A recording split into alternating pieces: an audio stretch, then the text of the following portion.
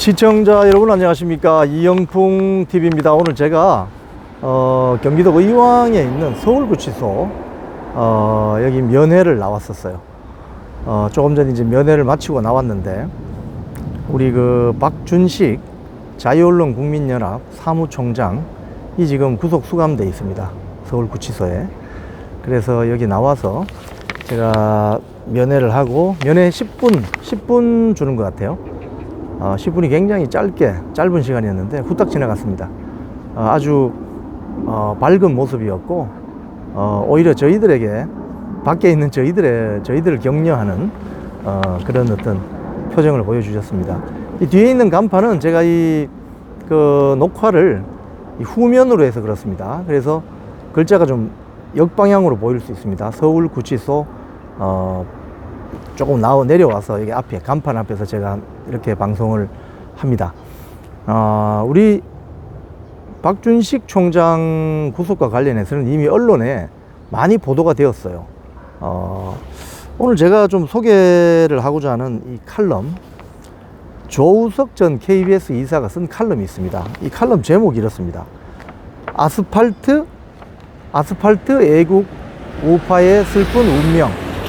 이런 칼럼이 있는데, 이 조우석 전 KBS 이사가 상당히 글을 날카롭게 쓰시죠.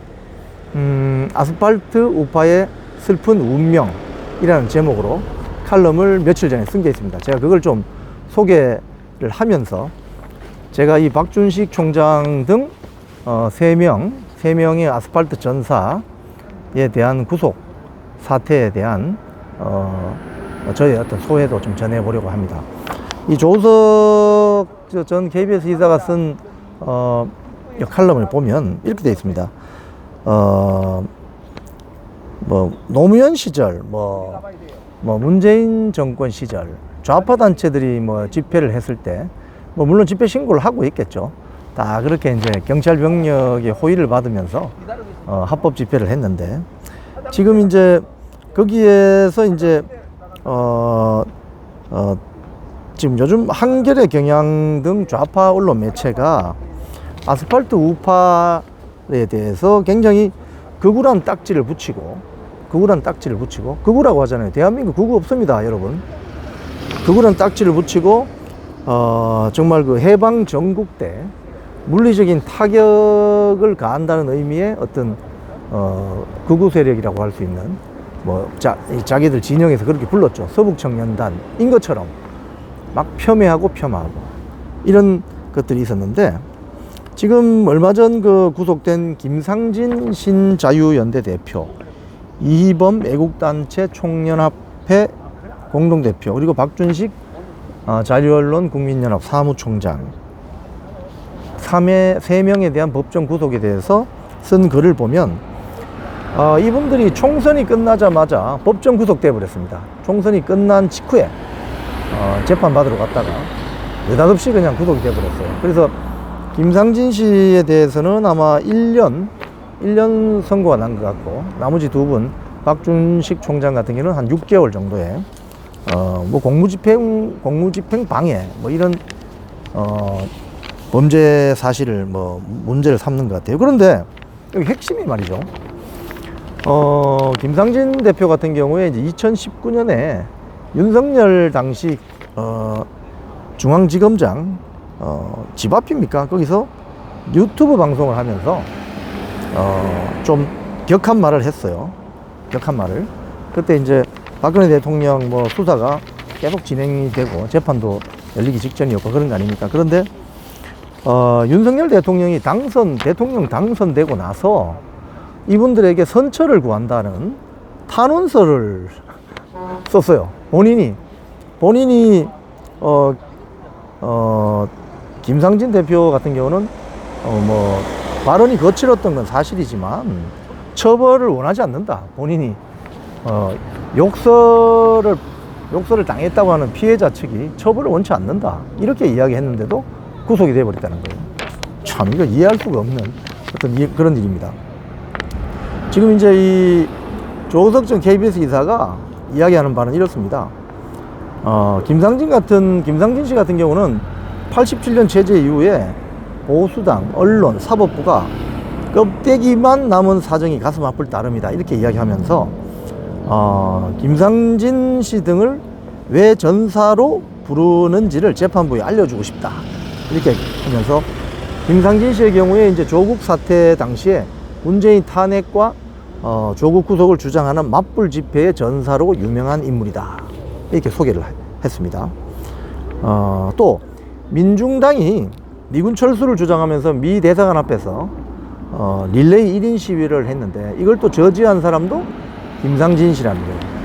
그래서 당시 해리스 미 대사가 2번이나 직원을 보내서 김상진 씨에게 감사하다, 이런 감사의 뜻을 표했다고 하는군요. 애국자네요, 애국자. 그리고 삼성 그 사무실이 있는, 삼성 그 사무실에 그 민노총 세력이 엄청 현수막 붙여놓고 난리를 쳤잖아요. 여기에 강남 사거리 분위기를 바꾼 것도 김상진 씨다, 뭐 이런 이야기를 합니다. 그래서 김상진 씨는 삼성 힘내라, 화이팅이다, 이재용 화이팅이다, 뭐 이런 이야기도 했다고 합니다. 우리나라 대표 기업인 삼성을 민노총 세력이 굉장히 힘들게 하는 그런 현장에서 김상진 씨는 삼성 화이팅 하는 어떤 그런 맞불 집회라든지 시위를 통해서 삼성이라는 기업의 소중함을 국민들에게 알리는 어떤 퍼포먼스를 했다는 거죠.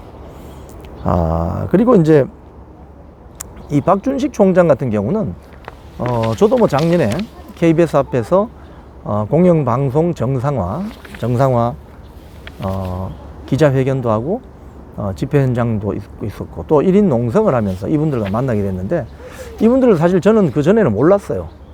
모르고 제가 KBS에서 밖으로 나가라 고 해서 밖에 나와서 저 유튜브 브리핑을 하면서 이분들을 만나게 됐어요. 즉 아스팔트에 나와서 알게 됐습니다.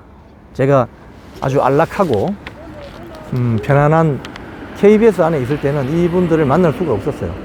제가 아스팔트로 나와서 그 땡볕에 힘들게 고생하면서 이분들을 알게 됐습니다. 그래서 이분들의 어떤 도움이나 협력이나 또는 관심이 없었다면 아마도 KBS 방송 정상화가 저 혼자 그냥 떠들다가 끝나버렸을 수도 있어요. 왜냐하니까 이 KBS라는 회사 조직도 막강하거든요. 왜냐하면 거기에 회사 사내 변호사가 거의 20명, 한 10여 명 가까이 있고, 또 거기 감사실 있죠, 기자들 많죠, 이러니까 일개 그 직원 한 명이 불공정 방송이나 편파 방송에 대해서 지적하기가 쉽지 않습니다, 사실. 그런데 KBS 같은 경우는 특히 이제 국민의 방송이니까 방송사 주인인 이제 국민들이 오셔가지고 이거 안 된다, 같이 가세를 하니까 상당히 민노총 세력들이 꼼짝을 못하게 되었던 그런 기억이 있습니다. 그 핵심 인물이 박준식 자유언론국민연합 사무총장이었습니다. 오늘 만났더니 참 제가 할 말이 없더라고요.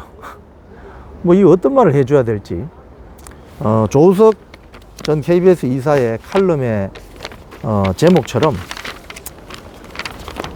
아스팔트 애국 우파의 슬픈 운명. 이번 22대 총선, 이번 총선이 끝나고 강력한 범민주 계열의 야당이 들어서면서 앞으로 사회 분위기가 어떻게 될지 정말 우려됩니다. 우리 박준식 사무총장 등 세 분의 건강을 빌면서 수감 기간 동안 정말 건강 잘 유지하면서 건강한 모습으로 다시 만나기를 기원해 봅니다. 지금까지 이영풍TV였습니다.